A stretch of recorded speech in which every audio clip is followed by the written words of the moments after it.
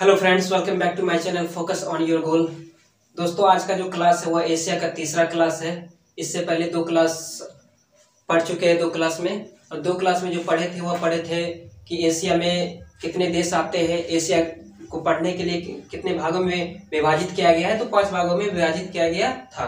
तो आज अब हम लोग पढ़ेंगे एशिया की स्थलाकृति के बारे में।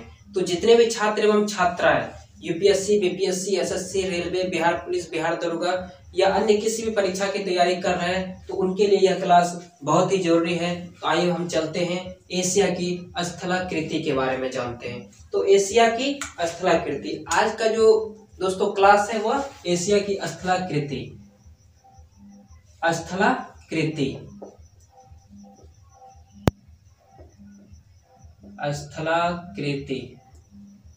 यानी कि एशिया की भूमि के बारे में पढ़ेंगे कि एशिया की भूमि में क्या है क्या नहीं है, इसके बारे में हम लोगों को जानना है। तो पहला जो है कि एशिया की स्थलाकृति में बहुत सी ऊंची पर्वतमालाएं, पठार, बेसिन, नदियों द्वारा निर्मित मैदान, तटीय मैदान एवं द्वीप समूह आते हैं। क्या क्या आते हैं एशिया की भूमि में, एशिया की स्थलाकृति में क्या सब आते हैं? तो एशिया की स्थलाकृति में बहुत सी ऊंची पर्वतमालाएं आते हैं, पठार आते हैं, बेसिन, नदियों द्वारा निर्मित मैदान, तटीय मैदान और छोटे छोटे द्वीप समूह आते हैं। तो इसको लिख लेते हैं। पहला कि एशिया की स्थलाकृति में, एशिया की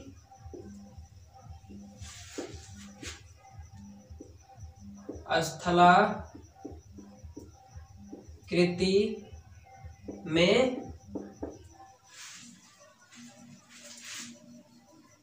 एशिया की स्थलाकृति में बहुत सी ऊंची पर्वतमालाएं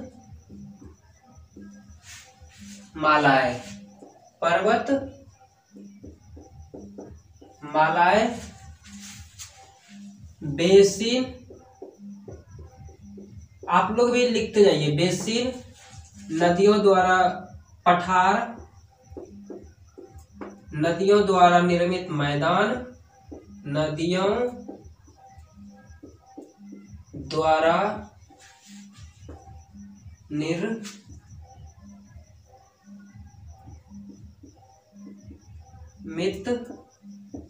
मैदान, तटीय मैदान तथा द्वीप समूह आते हैं,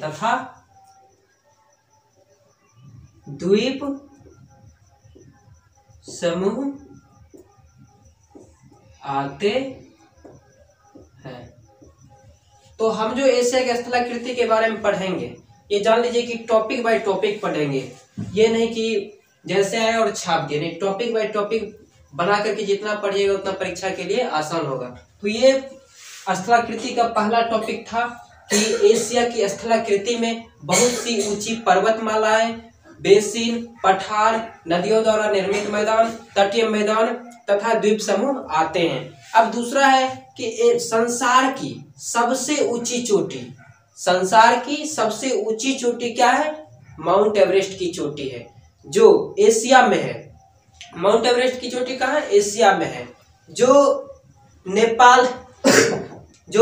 नेपाल और तिब्बत की सीमा पर स्थित है, जिसकी ऊंचाई समुद्र तल से 8,848 मीटर है। तो इसको भी नोट करते हैं, लिखते हैं। दूसरा पॉइंट क्या है? संसार की सबसे ऊंची चोटी एवरेस्ट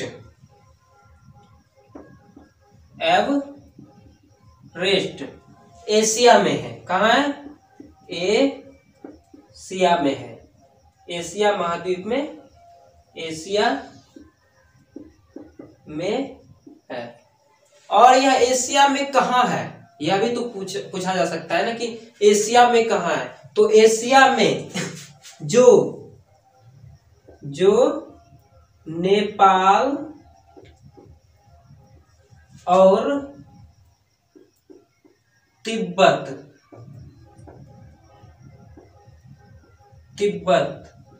यानी कि चीन इसलिए भी बोल सकते हैं क्योंकि तिब्बत अभी चीन के कब्जे में है, इसीलिए तिब्बत की सीमा को चीन का सीमा माना जाता है, इसलिए हम चीन भी बोल सकते हैं। ब्रैकेट में चीन भी लिख देंगे। तिब्बत, नेपाल और तिब्बत की सीमा पर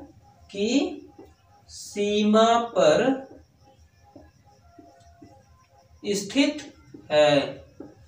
कहाँ है? स्थित है।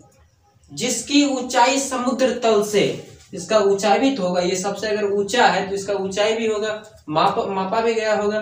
तो जिसकी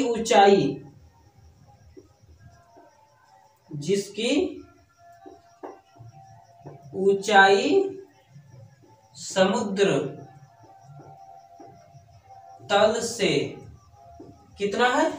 8,848 मीटर। 8,848 मीटर है। तो ये दो टॉपिक था कि एशिया की स्थलाकृति में बहुत सी ऊंची पर्वतमालाएं, पठार, बेसिन, नदियों द्वारा निर्मित मैदान, तटीय मैदान एवं द्वीप समूह आते हैं। दूसरा इसी में पॉइंट था कि संसार की सबसे ऊंची चोटी एवरेस्ट की चोटी एशिया में है, नेपाल और तिब्बत की सीमा पर स्थित है, जिसकी ऊंचाई समुद्र तल से 8,848 मीटर है। अगर चाहे तो आप इसका स्क्रीनशॉट भी लेके रख सकते हैं या फिर नोट कर लीजिए। अब आगे बढ़ते हैं। तीसरा पॉइंट,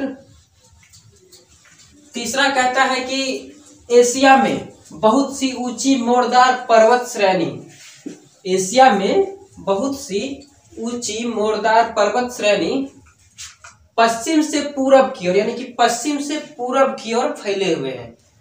तो तीसरा पॉइंट है एशिया में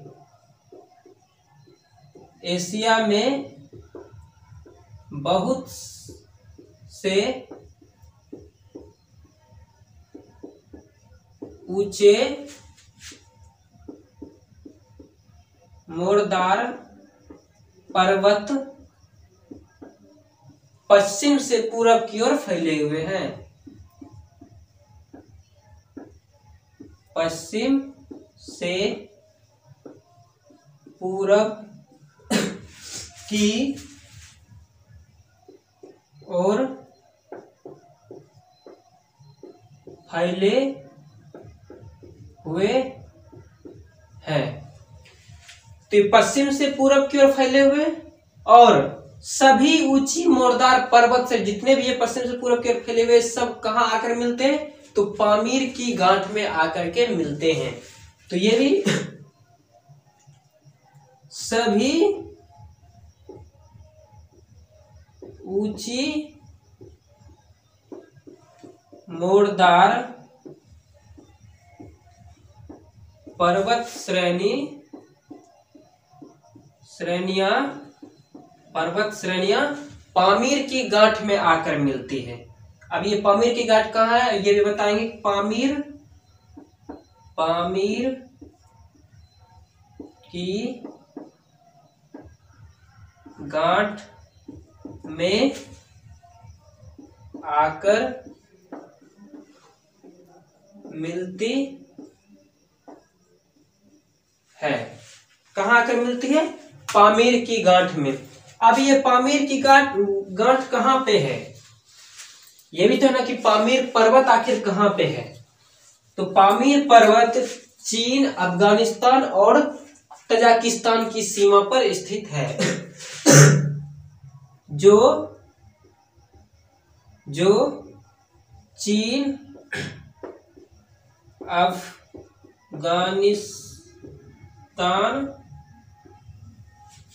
और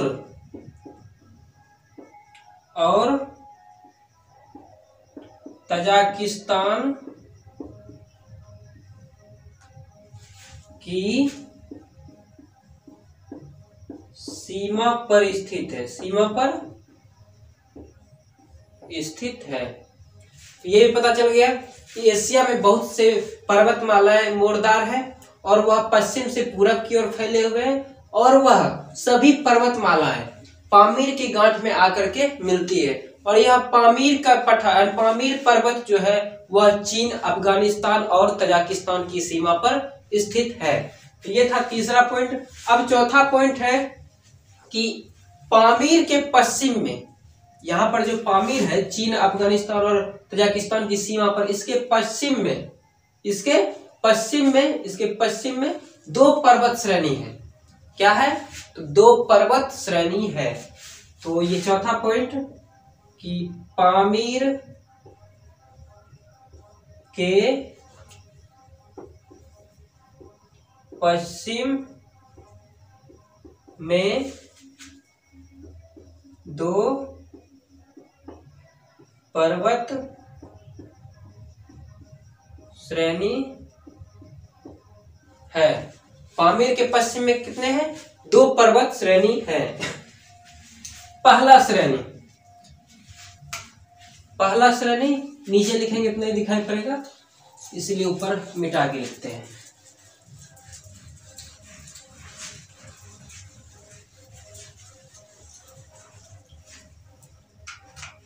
इसमें ए नंबर यानी कि पहली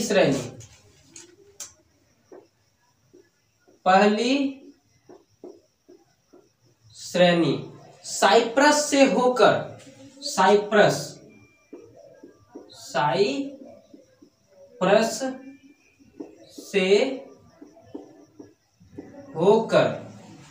तुर्की में टारस पर्वत का रूप धारण करती है। तुर्की में टारस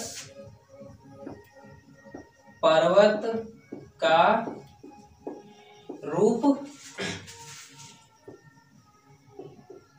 धारण करती है। पहली श्रेणी साइप्रस से होकर तुर्की में टारस पर्वत का रूप धारण करती है और तथा पूरब की ओर ईरान के दक्षिण भाग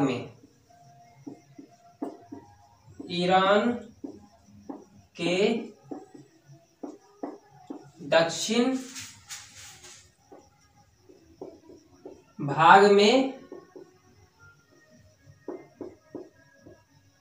जागरस और पाकिस्तान व अफगानिस्तान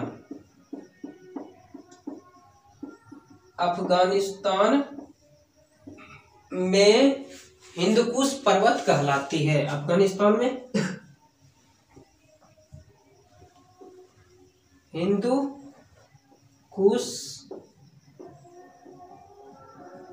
पर्वत कहलाती है। यह पामीर पर्वत के जो पश्चिम में दो श्रेणी था, उसका यह पहला श्रेणी है कि पहली श्रेणी साइप्रस से होकर तुर्की में टारस पर्वत का रूप धारण करती है और पूरब की ओर ईरान के दक्षिण भाग में जागरस और पाकिस्तान व अफगानिस्तान में हिंदकुश पर्वत कहलाती है। पाकिस्तान और अफगानिस्तान में क्या कहलाती है? वही पर्वत जाकर हिंदकुश पर्वत कहलाती है। पर्वत सब एक ही है, लेकिन सबका अलग अलग जगह पे अलग अलग नाम रख दिया गया है। अब इसकी दूसरी शाखा जो है उसके बारे में जानेंगे कि दूसरी शाखा काकेशस पर्वत, अलबुर्ज पर्वत ईरान और तुर्कमेनिस्तान की सीमा पर कोपट दाग से गुजरकर हिंदकुश और हिमालय में हिंदकुश और पामीर में जाकर मिल जाती है। इसकी दूसरी शाखा जो है वह दूसरी शाखा काकेशस पर्वत, अलबुर्ज पर्वत जो है वह ईरान और तुर्कमेनिस्तान के सीमा पर कोपट दाग से गुजरकर हिंदकुश और पामीर में मिल जाती है। इसकी दूसरी शाखा, तो दूसरी शाखा के बारे में भी लिख लेते हैं कि दूसरी शाखा क्या है कि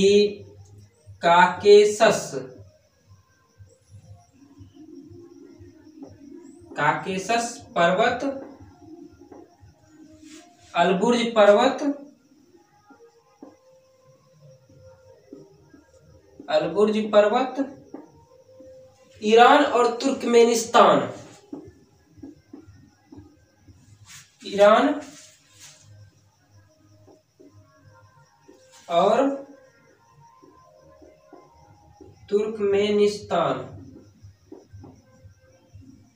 की सीमा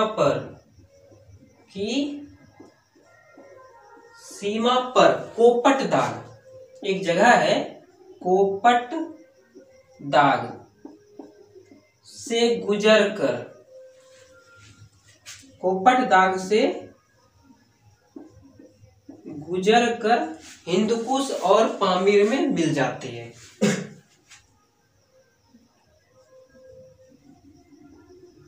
हिंदकुश और पामीर में मिल जाती है। यह दोनों है पामीर के पश्चिम में जो दो पर्वत श्रेणी है वही है यह दोनों श्रेणी, कि इसमें पहला जो श्रेणी है वह साइप्रस से होकर तुर्की में टारस पर्वत का रूप धारण करती है और पूरब की ओर ईरान के दक्षिण भाग में जाग्रस और पाकिस्तान व अफगानिस्तान में हिंदकुश पर्वत कहलाती है। और इसके जो दूसरी शाखा है वह काकेशस पर्वत, अलबुर्ज पर्वत ईरान और तुर्कमेनिस्तान की सीमा पर कोपट दाग से गुजरकर हिंदकुश और पामीर में मिल जाती है। कहाँ मिल जाती है? हिंदकुश और पामीर में। अब अगला पॉइंट है कि पामीर से उत्तर पूरब की ओर जाते हुए पर्वत को किस नाम से जानते हैं? पामीर से उत्तर पूरब यानी कि उत्तर पूरब की ओर जो पर्वत जाती है उस पर्वत को किस नाम से जानते हैं?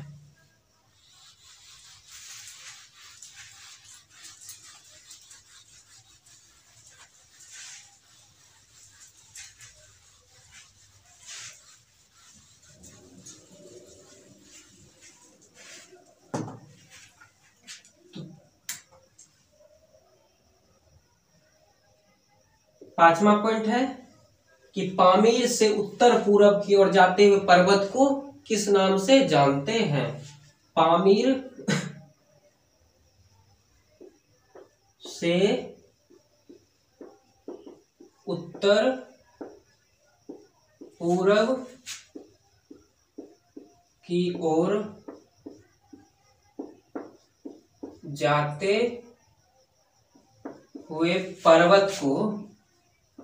जाते हुए पर्वत को तियान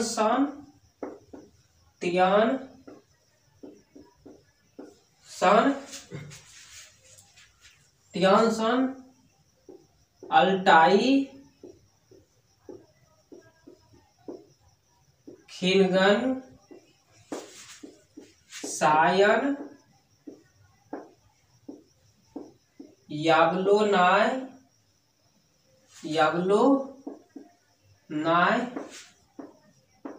वर्कोयांस्क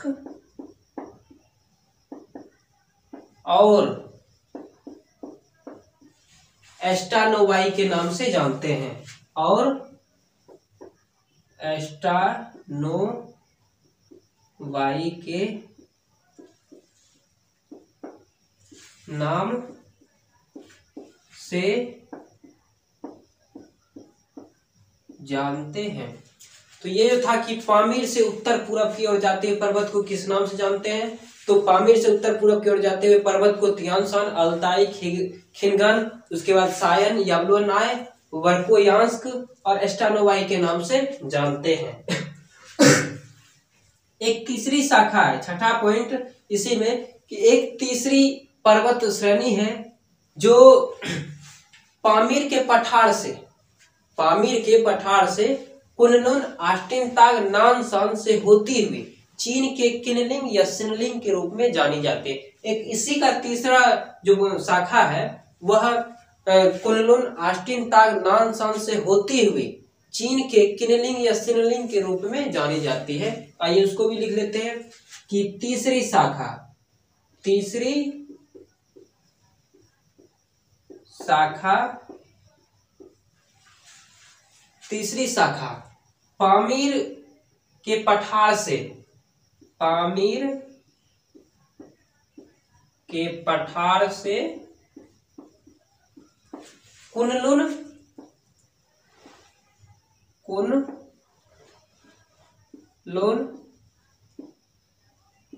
आस्टिनताग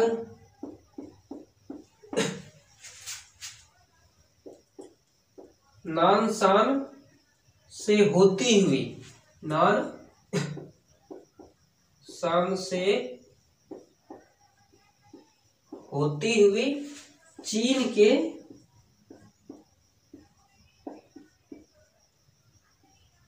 किनलिंग या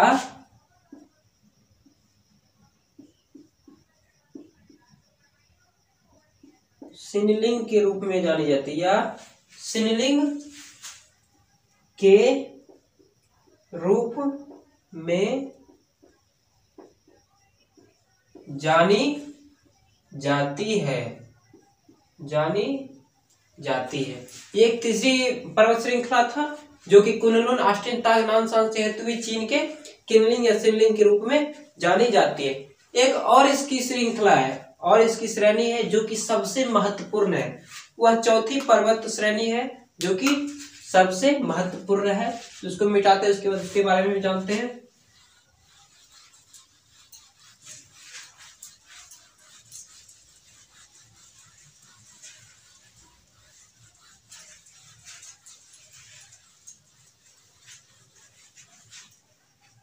चौथी पर्वत श्रृंखला जो है, श्रेणी जो है, वह पामीर से पूरब की ओर काराकोरम पर्वत और हिमालय पर्वत का रूप धारण करती है, और वह तथा पूरब की ओर भारत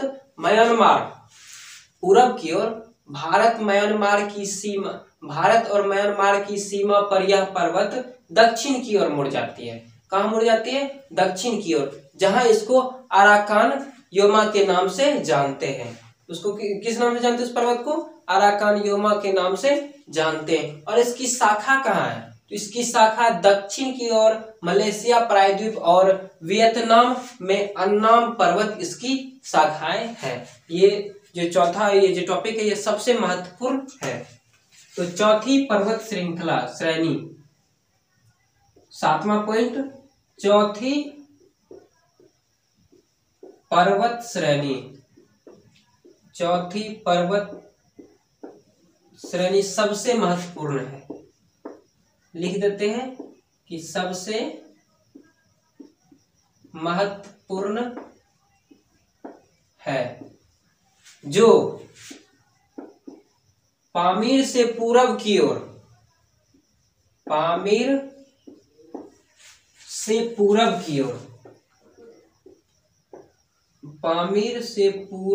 ओर, काराकोरम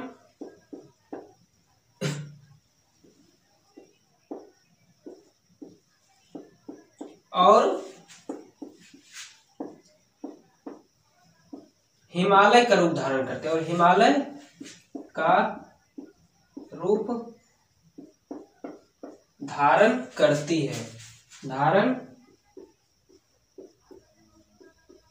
है तथा पूरब की ओर भारत म्यांमार की सीमा पर,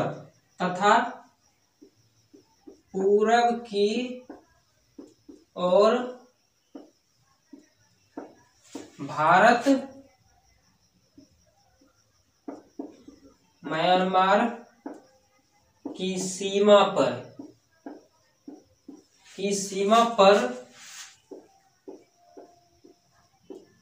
यह पर्वत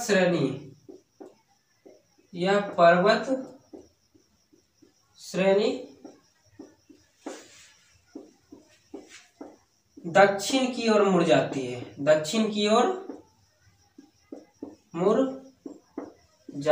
है, जहां इसको अराकान योमा के नाम से जानते हैं,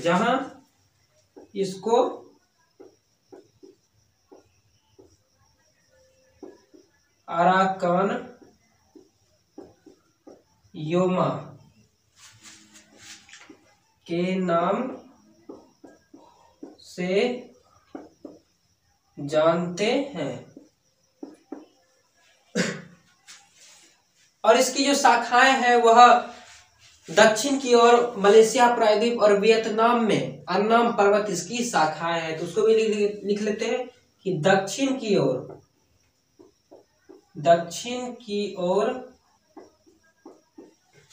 मलेशिया प्रायद्वीप और